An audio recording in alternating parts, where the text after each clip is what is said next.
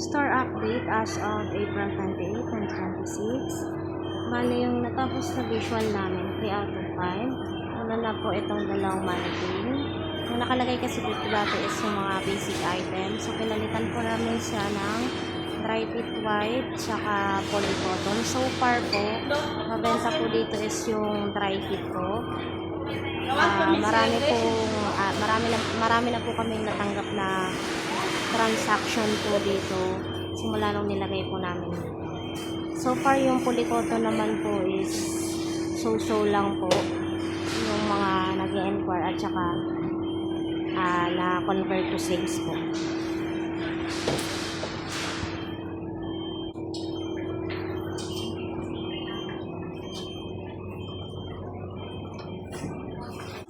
Pangalawa po na napalitan na visual is eto pong mannequin na nasa cabinet. Dati po kasi nakalagay dito is for special polo. Ngayon po is iba-ibang klase ng polo.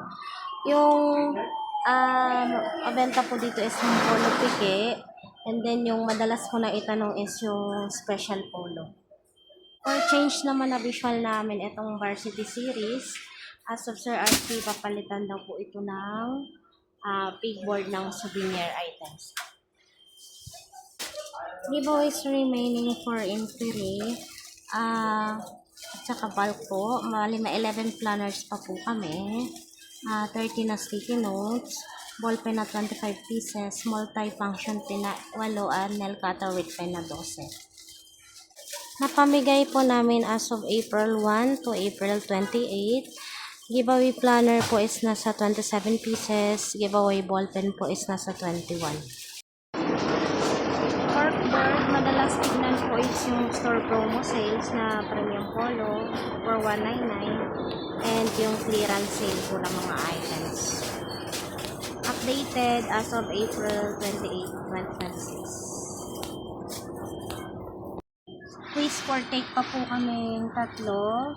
Ako, Darren, tsaka si Kelly sa jacket with food. And then, last week quiz retake po si Kelly sa lead time. Sa FB page update naman po, meron kaming tatlong na-create na SOP post this week po.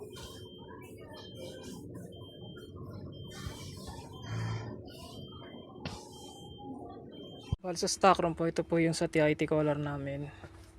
Then dito naman po sa kabila is yung dry fit. Then dito naman po sa unahan is yung CBC.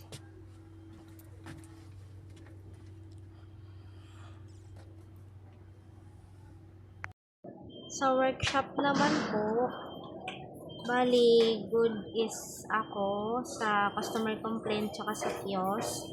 Satisfactory si Kelly sa kiosk training. Si Darren sa jersey sublimation, t-shirt sublimation, tsaka sa event souvenir.